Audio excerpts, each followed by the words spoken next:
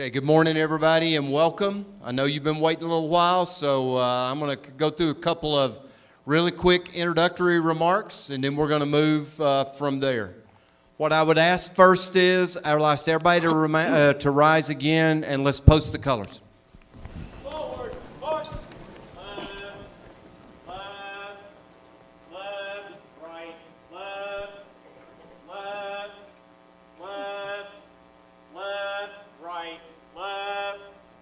Left, right, left, right, left, right, left, turn, march. Freeze at colors.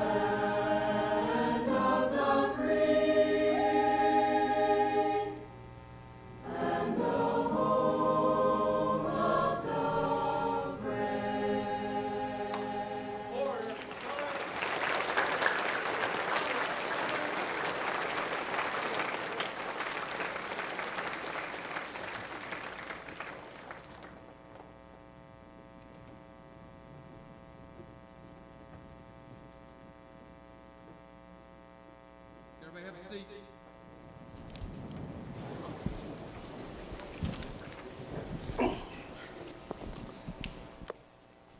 Okay. Thank you, choir. Thank you, honor guard. Very, very well done. I think most of you know who I am, but if you don't, I'm Arnie Bunch. I'm superintendent of Hamblen County Schools, and it is my honor and privilege to serve as today's moderator. I want to welcome our elected officials, those representing elected officials, our community leaders, and the veterans who are in attendance. I also want to extend a warm welcome to our students ranging from 5th grade to seniors. That today is really for you, the students, so I hope that you enjoy it. Today we are fortunate to have with us 3 Medal of Honor recipients who have volunteered their time to come and talk. Major General Jim Livingston is a Marine originally from McRae, Georgia, and he served in the Marine Corps for 33 years. Colonel Doc Ballard is a retired officer. He started as a Navy enlistee and grew up in Kansas City, Missouri. Colonel Ballard retired out of the Kansas National Guard. Sergeant Alan Lynch served in the Army, was born in Chicago, and grew up in Indiana. All 3 of these men are recipients of the Medal of Honor. The Medal of Honor is the highest military award bestowed on members of the United States military. It is conferred only upon members of the armed forces who distinguish themselves through conspicuous gallantry and intrepidity at the risk of life above and beyond the call of duty. There are only 66 surviving Medal of Honor recipients in the United States, so it is a real treat for us to have 3 of those 66 present with us today. Most of you know my background, and that I retired only a month ago from the United States Air Force as a general officer. I am humbled to be on the stage with these 3 patriots. All military members hold anyone who's received the Medal of Honor in the highest regard, and they are rendered all courtesies possible when they attend any event. I use this to give you a framework of the level of respect these patriots deserve. There's a Robert E. Lee quote that I learned as a cadet at the Air Force Academy. Duty then is the sublimest word in the English language. You should do your duty in all things. You can never do more. You should never wish to do less. These three gentlemen are examples of doing your duty. And as the early comments relay, they went above and beyond their duty. They will not refer to themselves as heroes. Although many of us using today's criteria would call them that, they would say they are patriots who did their duty and more in the face of extreme danger. They are part of the Medal of Honor Society, and they are instrumental in the shaping of the character development program that we use. The program stresses courage, commitment, integrity, sacrifice, citizenship, and patriotism. Sirs, thank you for your time today. I'm going to ask each a question, and I'm kind of going to go, I want each of you to answer, and then I'll skip, so you don't have to be the first one every time, and you get a little bit of time to think. But you're listening, I'm going to throw you under the bus right off the bat. As a senior guy, I'm going to give you the first one. So I want to know, what were each of you like as a fifth grader, and how did it shape kind of what you became later on in your life and up to being a Medal of Honor recipient? Thank you very much. And can you hear me okay? Well, first of all, I want to acknowledge the mayor and say it's a pleasure to be in your great town. I want to acknowledge all the veterans here and say thank you for your service and sacrifice. I want to acknowledge the teachers and say thank you for what you do for these wonderful young Americans. And you've got a great future in front of you, so take advantage of it. And to all the parents here, thank you for being great parents. That's a tough question. I wish I could remember back when I was in the 5th grade. I'm that old now. But I think the 5th grade was sort of a time of transition in my life. I learned what girls were about.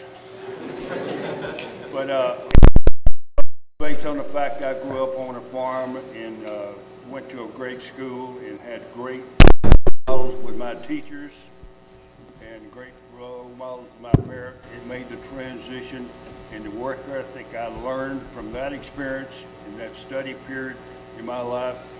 It learned me to understand who I was about. It made me understand what working hard was all about and what commitment and sacrifice was all about. And when I transitioned from that and ultimately joined the Marine Corps in '61, all those things I developed based on those experiences from my parents and teachers and all the other great role models I had made the Marine life not that tough on me.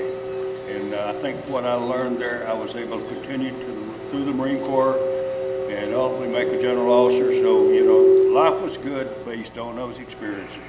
And without those experiences, I don't think I would have been the person that I hopefully turned out to be. So thank you again for the opportunity to answer that question.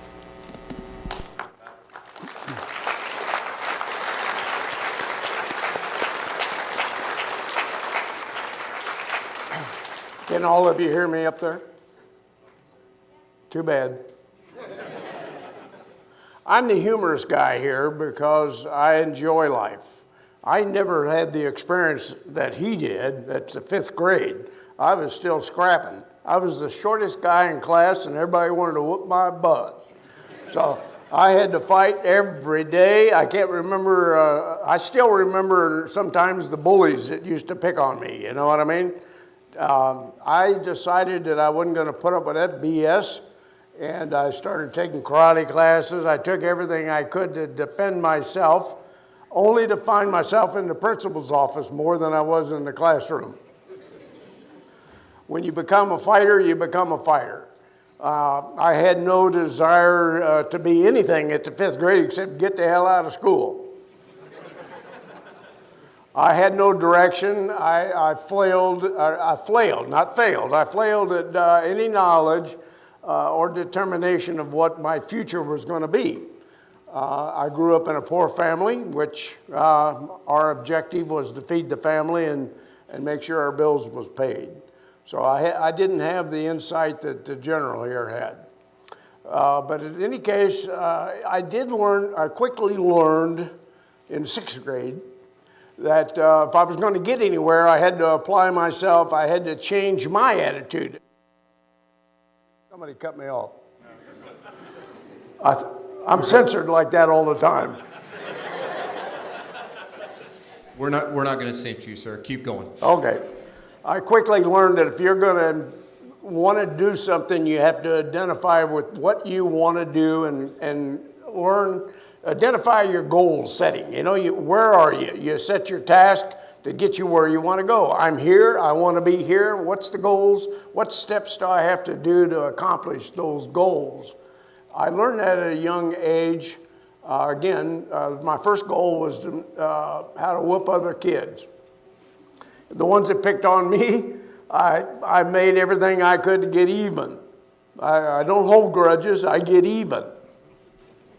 But the military, I grew up in a military family. All the men in my family had come back from the Second World War, and I was influenced to get into the military, which was the best thing that ever happened to me.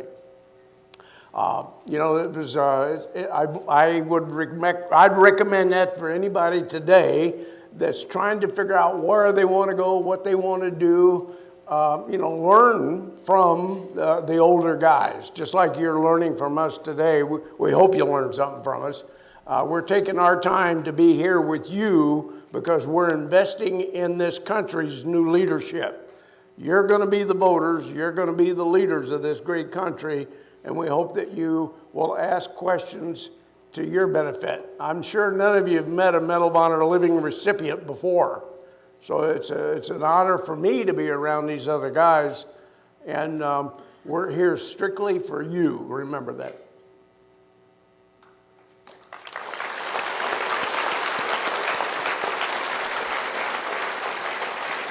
So as the superintendent, I have to say I do not need to see an uptick in fighting in the 5th grade based on the comments that were made.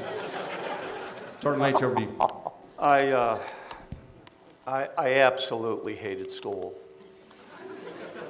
I hated it with such a passion. I especially hated long division. And I was bullied. So I didn't have a lot of friends to crab and complain with. I'll never forget the day, we used to have a teacher's, a PTA, and at that time there was no such thing as privacy.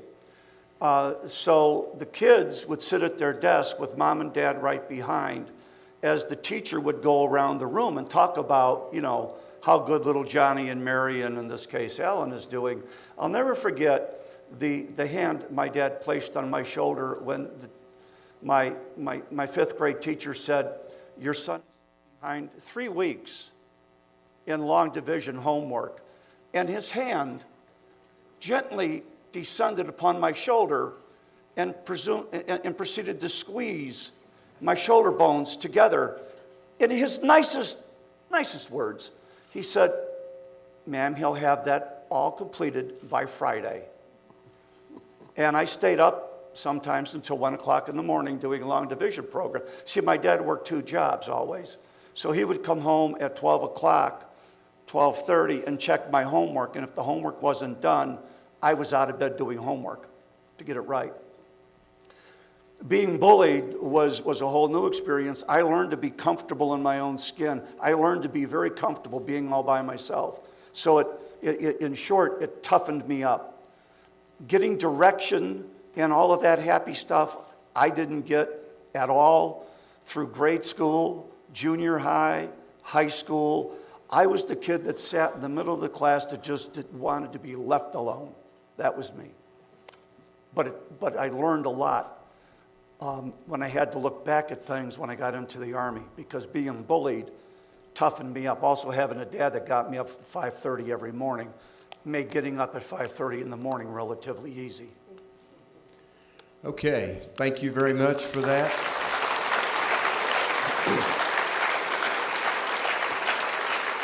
So, Colonel Ballard, I'm going to let you go first on this next one. So I'm coming to you, Colonel Ballard. I'm coming to you first. Oh, you would. I would do that to you, sir.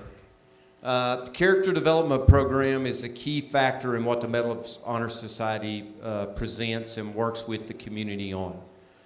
So what is the one item in that character development program, courage, commitment, integrity, sacrifice, citizenship, and patriotism, that resonates most with you that you would communicate to these students, and why?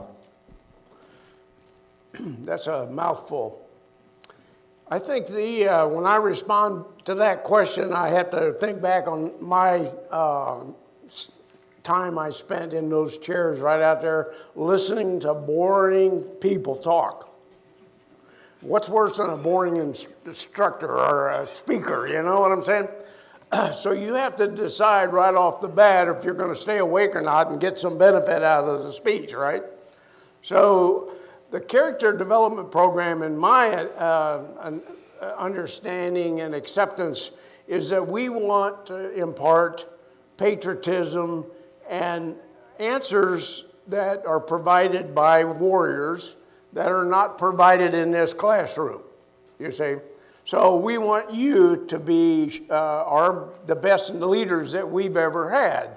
So we're spending our time, whether it's in the classrooms or on stage like this, trying to impart our wisdom and our experiences and our challenges that we face, maybe to help you understand that you can overcome any obstacles you have in your life currently. We've got all kinds of people that have earned the medal because they did something heroic. That doesn't mean, there's nothing on this medal that says I'm smart.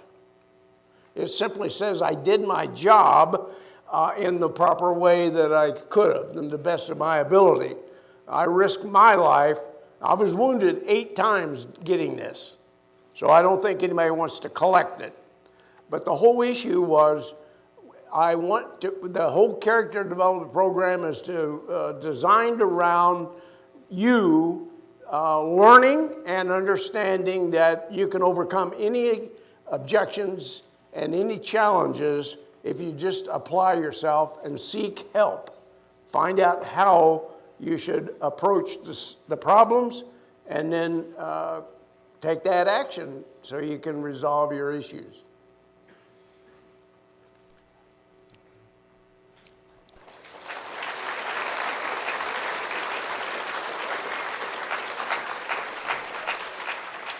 I am an add-on. There were only supposed to be the general and the colonel here. A few weeks ago, well, almost a couple months ago, I found that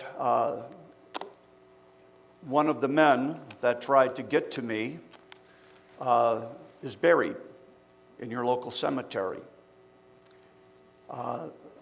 I was his radio operator. I carried an ANPRC 25 on my back for this lieutenant. Brand new, first lieutenant, was with our unit less than 5 hours when we came under heavy fire. And when I was out doing my thing, what I didn't know was, and I didn't know this until 2019 to 18 when I was writing my biography, that Lieutenant Roy E. Sutherland, an alum of this school, had died trying to save my life and the life of the men that were with us. My captain, Captain Orsini, told him to stay back. He had never been out in combat before. This was his very first action. Now, as his RTO, I was his shadow. That means wherever he went, I went. He was one of the bravest men I saw. He didn't hesitate when our point element came under fire. Took off running. I'm right behind him. When our unit had to pull back,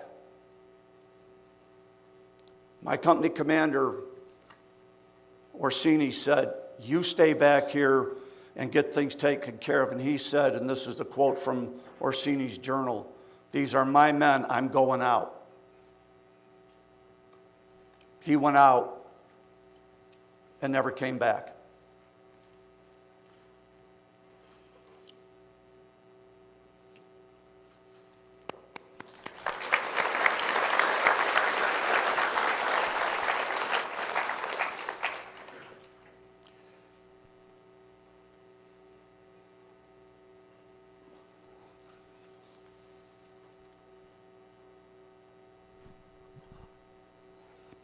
I'm here to visit them.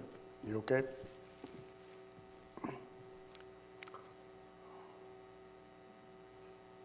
I want to let them know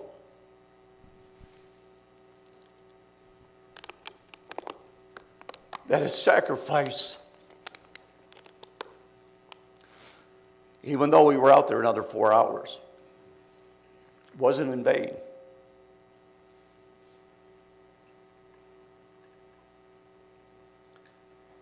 See, nothing you have, nothing I have, comes without sacrifice. Somebody had to die. Somebody had to be wounded for you to be free. So of all the things we teach, of all the things that the Citizen Development Program is about, God, I hope you learn sacrifice. I hope you learn to give of yourself for something greater than yourself. Thank you. Okay.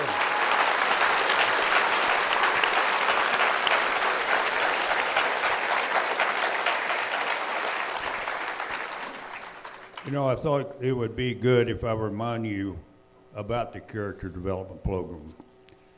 And it says it's an engaging, no-cost, character-based curriculum designed by teachers to provide students with the opportunity to explore the important concepts of courage, commitment, sacrifice, patriotism, integrity, and citizenships, and how these values should complement our daily life. Those are very important words as a foundational base for you to look at. And I would ask all of you, as I do with all young Americans I talk to, take those words and put them by your shower. And every morning you go to the shower or go to the bathroom to brush your teeth, look at those words and see how important the definitions of those words apply to you as a person, and how you can amplify and exemplify those words. The word, and I do them in a hierarchical sort of level. What is the top word on that chart for me as an older person? I look at the word integrity. Then I go down and I'll pick a couple of more words in terms of this hierarchical look. And what is the next most two important words? But if you study them all as a group of words, you'll find out in your mind all 6 of those words move to almost the same level. Every one of those words are important to who you are as a person. And if you can exemplify what is captured in your daily life and your future life in those words, you're going to be worthy of being looked at as a leader of great potential, is an American of great potential. So let these become words that are part of you, not part of this piece of paper I have. Live by those words, think about those words, and as you talk to one another, talk about those words. If we don't understand the meaning and the purpose, we'll never reach our potential. These words will help you reach the greatest possible potential in your life. So think about them in that way. Thank you.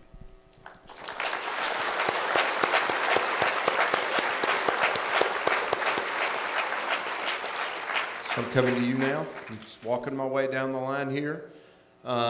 Who was the greatest influence on your life as you grew up, and what influence did they have that impacted the gentleman that you grew up to be? My dad. My dad was probably one of the greatest men I've ever known. He was horribly flawed. He had a problem with alcohol. He had a problem with depression. But he taught me so much. He never gave up. He always tried to be the best man he could be. He failed over and over again, but he always tried. To the day he died, he tried. He tried teaching me morals, teaching me values, gave me, thank you, Dad, a work ethic. that is so necessary to be a success. Even at 77 years old, I still have to work every day doing something to know that I've accomplished something at the end of the day. So I would say my dad.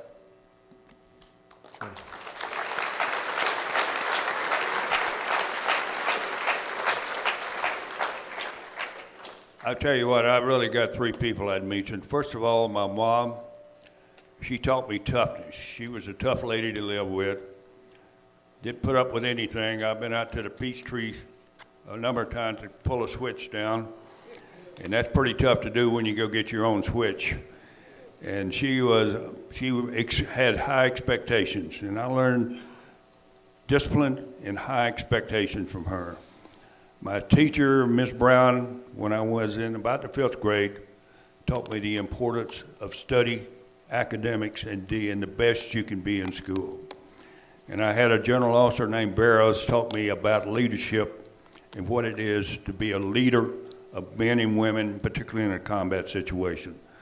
And these are just three of the people that just comes to mind, but I have so many people. I could really be up here all day talking about these people.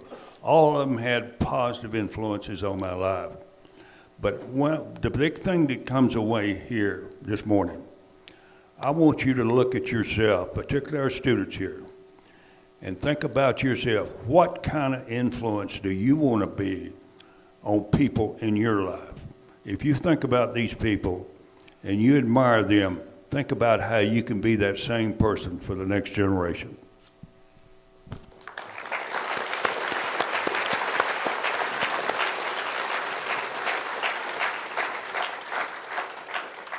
Well, you can see we come from 3 different parts of the world, 3 different attitudes, 3 different types of families. I grew up in a military family. I grew up without a father, so I was the big brother. You know, I was the defender of the family, and I didn't have the guidance that I should have gotten, so I had to find it. And again, living in a military family, you quickly learn the values of discipline and all the rhetoric that comes along with being in the military. But I think the main influence on my life was my minister, as well as a family. The guy was in the Navy. One of my uncles was in the Navy who had medical training. I saw my first murder at the age of 4. Saw 2 guys fighting, and one guy ended up dead. And so I learned quickly the value of life. When you see somebody laying there bleeding, I was not old enough or had knowledge enough to treat them. I decided early in my life that I wanted to be a caregiver. So I enrolled all through my life. I was a pre-med major in dentistry, and later got into the hospital corps schools in the Navy because I wanted to be a paramedic. I spent my entire career being a healthcare provider and caring for other people. You know, that's my entire existence. And I just love, I retired as a captain on the local fire department, and my best days were treating people that didn't even know I was there because maybe they were in a car accident. They don't know me. They weren't even grateful. Most of them were just out of it. But I got my satisfaction in helping people that didn't even know I was there, you see. And it's been my entire life as to be a public servant.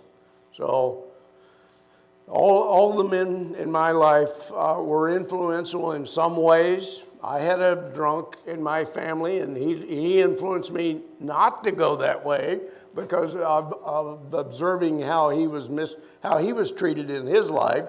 But life's about choices.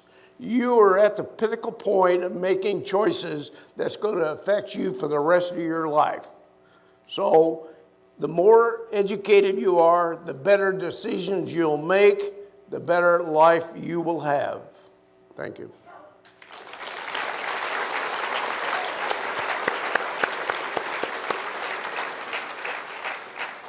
So we are running really pretty close on time here. So I'm going to go back to each of you for one more thing, and then and let you give a few just quick closing comments, what you would want to communicate to any of these young men or women or anybody else in the audience. And I'll let you do that, sir. And I'm going to start with you again, Joe.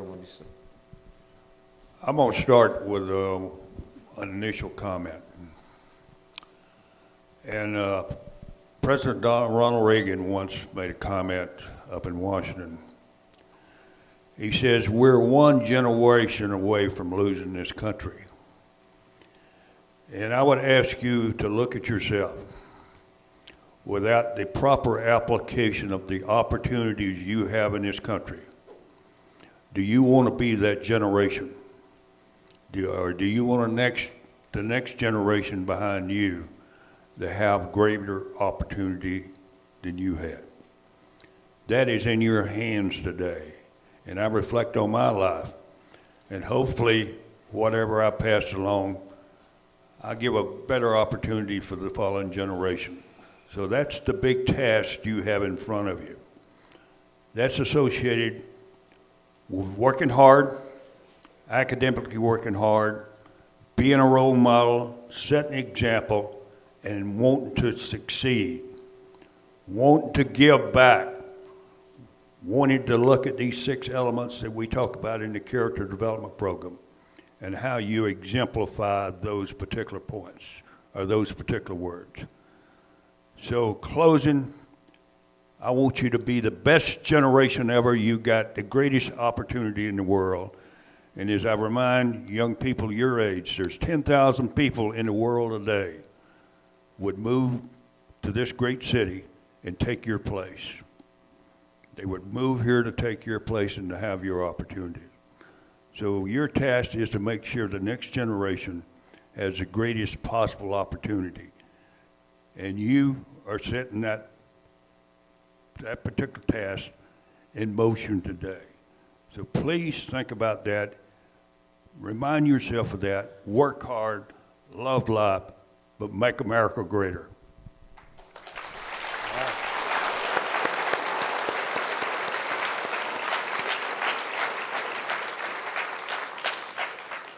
I could sum that up by saying ditto.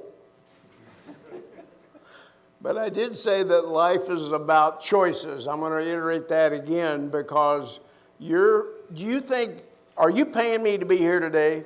Hell no, you're not. So I could be anywhere. I could be back drinking beer or having lunch. You know, I'm here investing time in what I believe is our new leaders of this great country. Life's about choices. You've heard us talk today. It means nothing unless you seek out other opportunities to become a team member.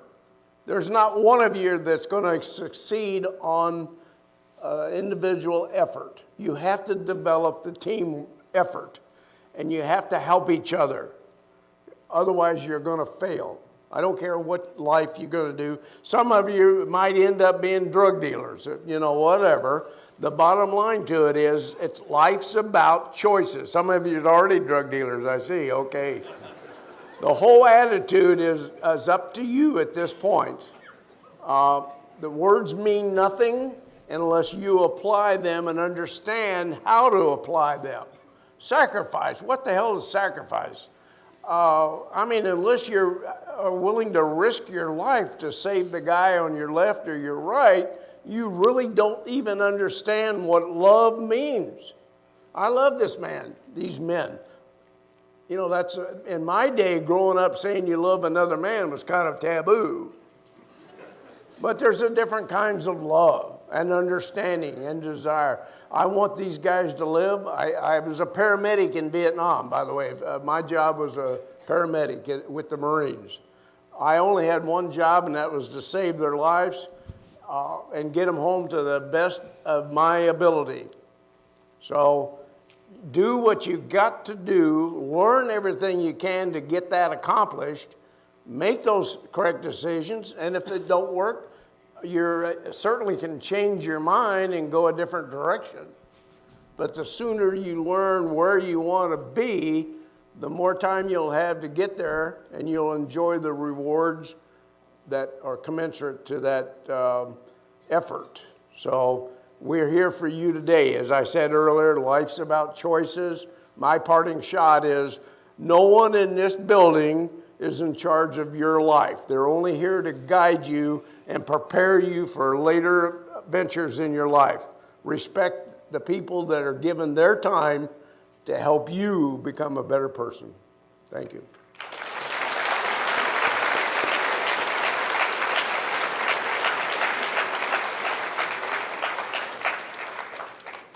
I think I'll hitch my wagon to what he said a little bit. It is about choices. You know, the problem that we have, and I see it with my grandkids, is it's all about excuses. I'd like to, but. I really want to if I could only, but, you know, I've got all these problems. I had the same issue when I was a kid. I really want to do this, but I'd rather go play. I really want to do this, but I didn't have YouTube, but if I did, it would have been going like my grandson. I really want to do this, but there's something on TikTok, there's something on YouTube that's really, really important that I see for 30 seconds. Over and over and over and over and over and over and over and over again. Good grief. I love video games. It's one of my things I like to play when I get frustrated. There's nothing like playing a good video game when you can let out all your frustration in a very appropriate way on a video screen. But it's not life. It's not real.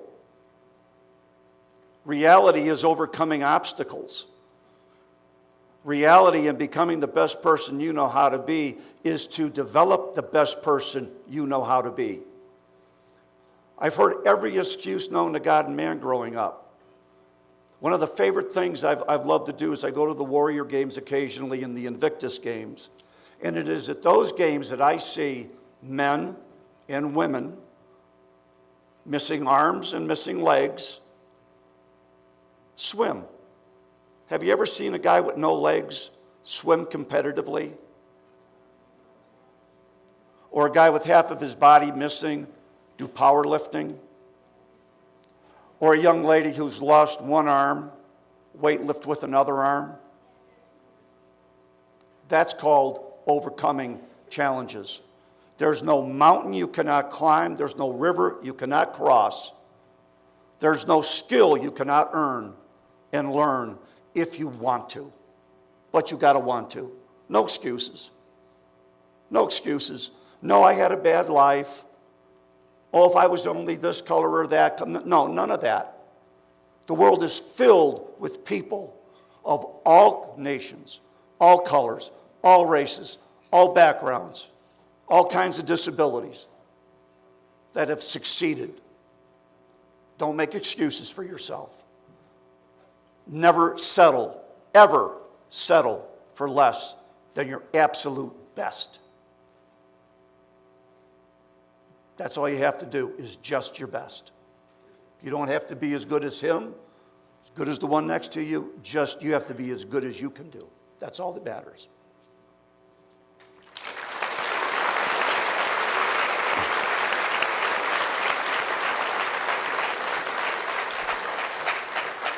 So, gentlemen, this draws to a close the amount of time we have.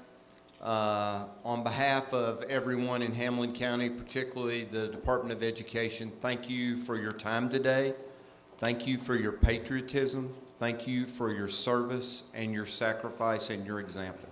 I have some of the folks know what these are. I have my own personal challenge coins that I want to give each of you one of these as for your time today, and I'll do that as we get ready to move off stage. What I would ask everybody to do is please give a Hamblen County send-off to these fine gentlemen for the time they spent with us here today.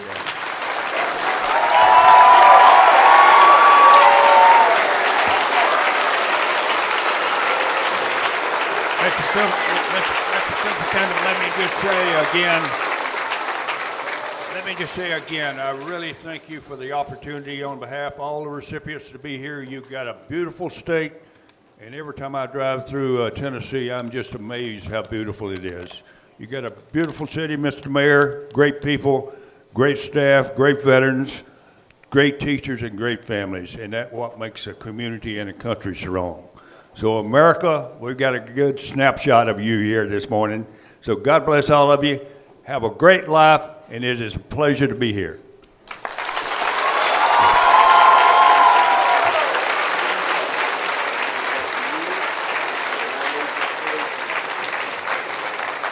Thank you, sir. Thank you very much. I appreciate you, sir. Thank you, sir.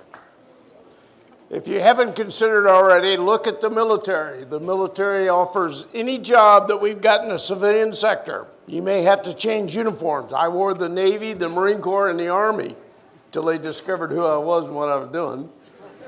They had to keep moving me. Consider joining the military. We need great people, great leaders. Thank you.